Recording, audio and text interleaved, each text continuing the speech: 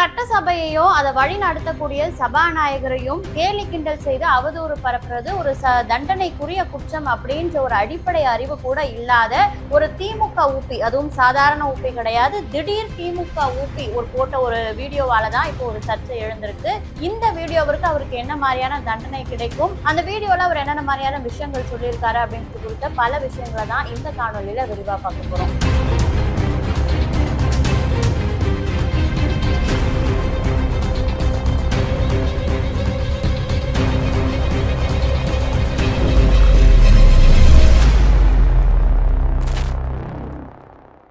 வாழ்க்கையில எல்லாருக்கும் ஏதாவது ஒரு பிரச்சனை வந்துட்டே தான் இருக்கும். எல்லா பிரச்சனைக்குமே பாரம்பரிய சோழி பிரச்சனத்துல முன்னோர்கள் தீர்வு சொல்லி வச்சிருக்காங்க. பாரம்பரிய சோழி பிரசன்னம் மூலம் திருமண தடை, மங்கள தோஷம், திருமண உறவில் சிக்கல், கிடைக்காத வேலை, சுய தொழில் செய்தாலும் நஷ்டம், தீராத உடல் சிகிச்சை, அரசியல் வளர்ச்சி என அனைத்து சிக்கல்களுக்கும் எளிய பரிகாரம் மூலம் சிறந்த தீர்வு அளிக்கப்படும். இங்கு வரும் அனைவருக்கும் பகவதி முன் அருளால் நல்ல தீர்வு. நீங்கள் ஆன்லைன் மூலமாகவோ அல்லது நேரடியாகவோ ஆலோசனை பெற உடனே திரையில் தெரியும் எண்ணை தொடர்பு கொள்ளுங்கள். திறன்பேசி நேயர்களுக்கு வணக்கம். நான் உங்கள் பவித்ரா சிவகுமார். பட்ஜெட் கூட்டத்தொடர் சட்டமன்றத்துல நடந்து முடிஞ்சது. நேற்றைய தினமும் அதற்கு முந்தைய தினமும் சட்டப்பேரவை கூட்டத்தொடர் கூடியிருந்தது. அதுல காரசாரமான பல விவாதங்கள் எதிர்கட்சி தலைவர் தரப்பிலும் இருந்தும் தாவேக தரப்பிலும் இருந்தும் மற்ற எதிர்கட்சிகள் எல்லாருமே சேர்ந்து மேகதாது விஷயமாகட்டும், டீலிமிட்டேஷன் குறித்த பல விஷயங்களை, திமுக எம்எல்ஏ அவதூறாக பேசிய அந்த சர்ச்சையாகட்டும், இது குறித்தெல்லாம் பல காரசாரமான விவாதங்கள் சட்டமன்றத்துல நடந்திருந்தது. கடந்த 2 நாட்களாவே பாத்தீங்கன்னா சட்டமன்றத்துல நடந்த இந்த விஷயங்கள் தான் ஹாட் டாபிக்கா ட்ரெண்டிங்காவே போயிட்டு இருக்கு அப்படின்னு சொல்லலாம்.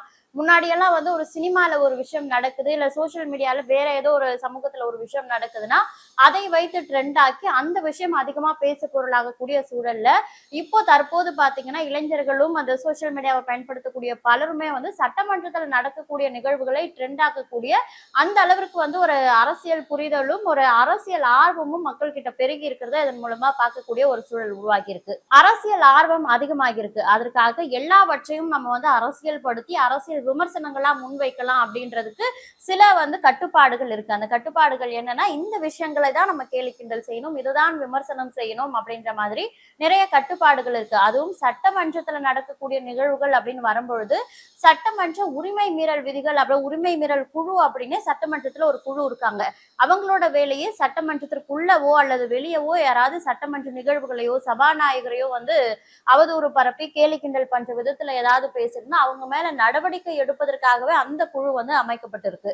இப்படி பல விஷயங்கள் சட்டமன்ற விதிகளுக்கு உட்பட்டிருக்கு. இந்த விஷயங்கள் எல்லாம் ஒரு சில வருடங்களுக்கு முன்னாடி எனக்கே தெரியாம இருந்தது. இந்த விஷயம் எனக்கு கற்றுக் கொடுத்தது யார் அப்படின்னு பாத்தீங்கன்னா, மூத்த பத்திரிகையாளரா இருக்கக்கூடிய ஊடகவியலாளர் முத்தலிப் சார் அவர்கள் தான். அவர்கிட்ட ஒரு 1.5 வருஷத்துக்கு முன்னாடி, தேர்தலுக்கு எல்லாம் முன்னாடி நான் ஒரு இன்டர்வியூ நேர்காணல் எடுக்க போகும் பொழுது அப்போ சபாநாயகரா இருந்த அப்பாவு அவர்கள் குறித்து ஒரு கேள்வி எழுப்பியிருந்தேன். அவருடைய நடவடிக்கைகள் எதிர்கட்சியினரை அவமதிக்கும் விதத்துல இருக்கே அப்படின்ற மாதிரி நான் எழுப்பின ஒரு கேள்விக்கு பத்திரிகையாளர் முத்தலிப் சார் அவர்கள் எனக்கு அறிவுறுத்தி இருந்தாரு, நீங்க வளர்ந்து வரும் ஒரு ஊடகவியலாளர், நீங்க இந்த மாதிரி சபாநாயகர் குறித்து பொது வெளியில இவ்வளவு வெளிப்படையான விமர்சனங்களை முன்வைத்து கேள்விகளை எழுப்ப வேண்டாம். இது உங்களுக்கு ஃபியூச்சர்ல ஒரு நெகட்டிவ் இம்பாக்ட் உருவாக்கும். அது மட்டும் இல்லாம சட்டமன்ற விதிகளை விமர்சித்து ஒரு கேள்வி எழுப்புவதோ இல்ல சபாநாயகரை விமர்சித்து ஒரு கேள்வி எழுப்புவதோ இது சட்ட விதிகளுக்கு உட்பட்ட தண்டனைக்குரிய குற்றம் அப்படின்னு அந்த நேரத்துல அவர் எனக்கு அந்த ஒரு படிப்பினையா கற்றுக் கொடுத்தாரு. அதுல இருந்து சட்டமன்றம் குறித்து சில விஷயங்களை பொதுவெளியில் பேசும்பொழுது அந்த கவனம் எனக்கு எப்போதுமே இருக்கும். ஆனா 75 ஆண்டுகால வரலாறு படைத்த கட்சி நாங்க, அந்த அளவுக்கு எங்களுக்கு எக்ஸ்பீரியன்ஸ் இருக்கு அப்படின்னு சொல்லக்கூடிய அந்த கட்சியை ஜென்சி டிஎம்கே அப்படின்னு சொல்லப்படுற ஒரு கூட்டம் அழித்து கொண்டே வருது. இது போன்ற படிப்பினைகள் எல்லாம் தெரியாம தேர்தல் முடிந்து தமிழக வெற்றி கழகம் வெற்றி பெற்றதற்கு பின்பு ஒரு சில நாட்கள்லயே பாத்தீங்கன்னா ஜென்சி டிஎம்கே மீட் அப் அப்படின்னு ஒரு ப்ரோக்ராம கண்டக்ட் பண்ணியிருந்தாங்க. அந்த ப்ரோக்ராம்ல எம்எல்ஏ பல்லவி அவர்கள் பிறந்த குழந்தையோடு சட்டமன்றத்துக்கு வருவதை எல்லாமே அவங்க கேலி கிண்டல் செய்திருந்தாங்க. எனக்கு தெரிந்து அப்போதே, அதாவது எம்எல்ஏ பல்லவி அவர்களை இவங்க கேலி கிண்டல் செய்து சட்டமன்ற நிகழ்வுகளை கேலி குத்தாக்கும் பொழுதே இவங்க மீது சரியான ஒரு அந்த சட்டமன்ற விதிகளுக்கு உட்பட்ட தக்க நடவடிக்கைகளை தாவேக அரசு எடுத்திருந்தாங்க அப்படின்னா இப்போ இது போன்ற ஒரு நிகழ்வு உருவாகி இருக்காது, இந்த ஒரு சர்ச்சை உருவாகி இருக்காது அப்படின்னு நினைக்கிறேன். என்ன சர்ச்சை அப்படின்னு பாத்தீங்கன்னா, ஊடகவியலாளர் சேகுவாரா இவர் போட்டிருக்கக்கூடிய இந்த மை லைஃப் மை ரூல் அப்படின்னக்கூடிய ஒரு வீடியோ தான் இப்ப சர்ச்சையை ஏற்படுத்தியிருக்கு.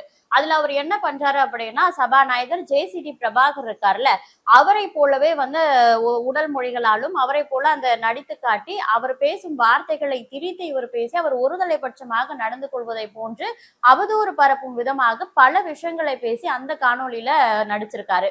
மரியாதைக்குரிய சபாநாயகர் ஜே.சி.டி. பிரபாகர் குறித்து சொல்லணும் அப்படின்னா, அம்மா அவர்களாலும் பெரிதும் போற்றக்கூடிய மரியாதைக்குரிய நபராக இருந்தவர் தான் ஜே.சி.டி. பிரபாகர். அம்மா அவர்களை தாண்டி தற்போது விஜய் அவர்களாலும் சபாநாயகராக ஒரு பதவியை கொடுத்து முக்கிய இடத்தில் உட்கார வைக்கும் அளவிற்கு ஒரு பண்பு மிக்கவராக சபாநாயகர் திகழ்கிறார். இது மட்டும் இல்லாம எதிர்கட்சி எம்எல்ஏக்களை கூட அவர் வந்து ரொம்ப அழகாக பழகும் பண்புடையவர், ரொம்ப நடுநிலையானவர் அப்படின்னு சொல்லிட்டு திமுக எம்எல்ஏக்களே பலரும் இந்த நடந்து முடிஞ்ச சட்டமன்ற கூட்டத்துல கூட பேசியிருக்க இந்த சூழல்ல தான் அவர் ஒருதலை பட்சமா பல விஷயங்களை பேசுறாரு. என்ன முதல்வரே நம்ம மூஞ்சில எல்லாம் காரி துப்புறாங்க அப்படின்ற அளவுக்கு ஒரு கொச்சையான விஷயங்களை அந்த இதுல பேசியிருக்காரு அப்படின்றதான் ஒரு சர்ச்சையை ஏற்படுத்தி இருக்கு.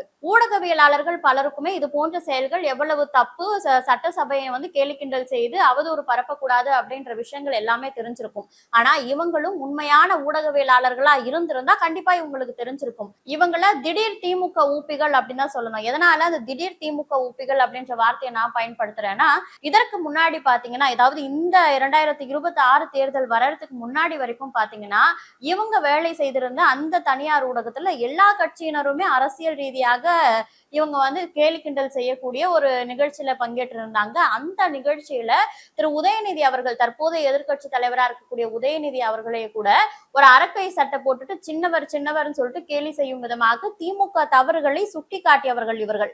இப்போ திமுக ஊப்பிகள் அப்படின்னு உடன்பிறப்புகள் அப்படின்னு சொன்னா கூட அவர்களுக்கு திமுக செய்யக்கூடிய தவறுகளை கூட ஏற்றுக்கொள்ளும் மனப்பக்குவமே இருக்காது. தலைமை முடிவெடுத்தா கரெக்டா இருக்கும், கழக உடன்பிறப்புகள் சொன்னா கரெக்டா இருக்கும், நம்ம தலைவர் வழி நடத்தின கட்சி, அதற்கப்புறம் வந்து அவங்க குடும்பத்துல இருக்கிறவங்க தான் கண்டிப்பா தலைமை ஏற்கணும் அப்படின்ற மாதிரி எல்லாவற்றையுமே கண்மூடித்தனமா நம்பக்கூடியவர்களா உடன்பிறப்புகள் இருப்பாங்க. எல்லாவற்றையுமே கண்மூடித்தனமா நம்பக்கூடியவர்களா திமுக உடன்பிறப்புகள் இருப்பாங்க. ஆனா இந்த திடீர் ஊப்பிகள் இருக்காங்கல்ல, இவங்களுக்கு வந்து திமுக செய்யக்கூடிய விஷயங்கள்ல எது தவறு எது சரி எல்லாமே வந்து எது மக்களுக்கு பாதகத்தை ஏற்படுத்தக்கூடிய விஷயம் அப்படின்ற எல்லாமே ஒவ்வொன்றும் இன்ச் பை இன்ச்சா கண்டிப்பா தெரியும். அப்படி தெரிந்திருந்தும் திமுக வாங்கிய பார்ட்டி ஃபண்டில் குளிர் காய்வதற்காக அறிவாலயம் பக்கம் ஒதுங்கியவர்கள் தான் இந்த திடீர் ஊப்பிகள்லாம். அதனால இவங்க வந்து உண்மையான உடன்பிறப்புகள் அப்படின்னு கூட நான் சொல்ல மாட்டேன். இவங்க திமுக செய்யக்கூடிய எல்லா தவறுகளையும் தெரிந்து பணத்திற்காகவும் சுய லாபத்திற்காகவும் அவங்க கூட ஐடி விங்ல சேர்ந்து அவங்களுக்கு ஒத்து உதவுங்க. அதனால இவங்க வந்து இந்த மாதிரி ஒரு விஷயத்தை போடும் பொழுது இன்னும் இந்த 75 ஆண்டுகால கட்சியை அழிவின் பாதைக்கு கொண்டு செல்லக்கூடிய ஒரு வேலையை தான் இவங்க எல்லாருமே செஞ்சுட்டு இருக்காங்க. ஆல்ரெடி ஜென்சி டிஎம்கேன்னு சொல்லிட்டு ஜூலி தலைமையிலான ஒரு குழு வந்து ஏற்கனவே பண்ண ஒரு விஷயத்திற்கு சரியான நடவடிக்கை இந்த தாவேக அரசு எடுத்திருந்தாங்க அப்படின்னா இந்த நிலை மீண்டும் ஏற்பட்டிருக்காது. அதனால எதிர்கட்சிகள் செய்யக்கூடிய தவறுகளை கண்டிக்கிறதுல ஆல்ரெடி வந்து பல விமர்சனங்கள் இவங்க வச்சிருக்கலாம். அதாவது ஊடக சுதந்திரத்தை நசுக்கிறாங்க, கருத்து சுதந்திரத்தை வந்து நசுக்கிறாங்க அப்படின்ற மாதிரி பல விஷயங்கள் சொல்லலாம். ஆனா சபாநாயகர் எதிர்கட்சி எம்எல்ஏக்களே வந்து நடுநிலையா பேசுறாரு, பண்புமிக்க சபாநாயகர் அப்படின்னு போற்றக்கூடிய சூழல்ல அவர் மீது இது போன்ற ஒரு கொச்சையான விமர்சனங்களை வைப்பவர்களை நிச்சயம் கண்டிக்க வேணும் அப்படின்றதுதான் என்னுடைய கருத்தா இருக்கு. இவருடைய இந்த செயல் குறித்து நம்ம இந்திய அரசியலமைப்பு சட்டம் என்ன சொல்லுது அப்படின்னு பாத்தீங்கன்னா, சட்டப்பேரவையோ அல்லது அதன் சபாநாயகரையோ ஊடகங்கள் மூலமாகவோ அல்லது பொது வெளியில் கேலி செய்தாலோ அது சட்டமன்ற உரிமை மீறல் மற்றும் சபைக்கு இழைக்கப்பட்ட அவமதிப்பு குற்றமாக கருதப்படுகிறது. இந்திய அரசியலமைப்பு சட்டம் விதி 194 கீழ் மாநில சட்டமன்றங்களுக்கு இந்த சிறப்பு உரிமைகள் வழங்கப்பட்டுள்ளன. மேலும் இந்த வழக்குல வந்து அவருக்கு 2 ஆண்டுகள் வரை கடுங்காவல் சிறை தண்டனையும் அளிக்கப்பட வாய்ப்பு இருக்குது.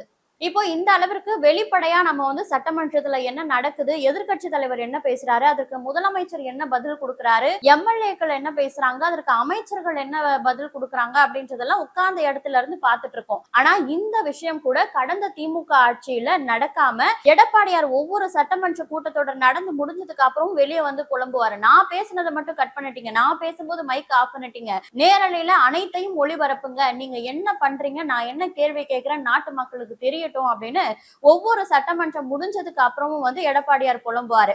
அந்த நிலை இப்போ தமிழகத்துல இருக்கா அப்படின்றத ஒவ்வொருத்தரும் எண்ணி பார்க்கணும். ஒவ்வொரு முறையும் சட்டமன்ற கூட்டத்தொடர் கூடும் பொழுது சட்டசபையில நடக்கிறத எல்லாரும் வீட்லயே உட்கார்ந்து நேரலையில பார்த்துட்டு இருக்காங்க. முதலமைச்சரை எதிர்க்கட்சிகள் எந்த அளவுக்கு வசைப்பாடு இருந்தாலும் எதிர்க்கட்சிகளை முதலமைச்சர் என்ன சைகை செய்து அவர்களை வந்து ஒரு பதிலடி கொடுத்திருந்தாலும் அது எல்லாவற்றையும் நம்ம நேரலையில பார்த்துட்டு இருக்கோம். இதை செய்யக்கூட திமுக அரசுக்கு துப்பில்லாத ஒரு அரசாக, சட்டசபையை நேரலையில் ஒளிபரப்ப கூட துப்பில்லாத அரசாக இருந்தவர்களை கேள்வி எழுப்ப அந்த திராணி இல்லாத இந்த ஊப்பிகள் தான் இப்போ வந்து இந்த சட்டசபை சபாநாயகரை கேலி செய்து வீடியோ வெளியிடுறாங்க. சோ எதிர்க்கட்சி தலைவர்கள் நம்மை குறித்து என்ன விமர்சனங்கள் முன்வைக்கிறாங்க அப்படின்றத கூட இந்த தமிழக மக்களுக்கு தெரியாமல் மறைத்த திமுகவினருக்கு இப்போ நடக்கக்கூடிய சட்டசபை நிகழ்வுகளை கேலி கிண்டல் செய்து அவதூறு பரப்புவதற்கு எந்த ஒரு அருகதையும் இல்லை அப்படின்றதா என்னுடைய கருத்து. இது மட்டும் இல்லாம இவங்க மீது இந்த சேகுவாரா அவருக்கு ஒரு பெரிய போராளியோட பேரை வச்சுட்டு எதற்காக இந்த மாதிரி ஒரு விஷயத்துல ஈடுபடுறாங்க அப்படின்னு தெரியல. அந்த பேரை இதுக்கப்புறம் சொல்றது நல்லா இருக்குன்னு நினைக்கிறேன். இந்த திமுக திடீர் ஊப்பிக்கு வந்து தகுந்த தண்டனையை தாவேக அரசு கொடுக்கணும். இவரை கைது செய்து இது போன்ற நிகழ்வுகளில் அடுத்த முறை அவர் ஈடுபடாம இருக்கணும் அப்படின்றதுக்கு தாவேக அரசு இந்த ஊப்பிக்கு தக்க தண்டனையை கொடுப்பாங்க அப்படின்ற நம்பிக்கையோடு விடைபெறுகிறேன். இதே போன்ற அடுத்த காணொலியில் சந்திக்கிறேன். அதுவரை உங்களிடமிருந்து விடைபெறுவது பவித்ரா சிவகுமார்.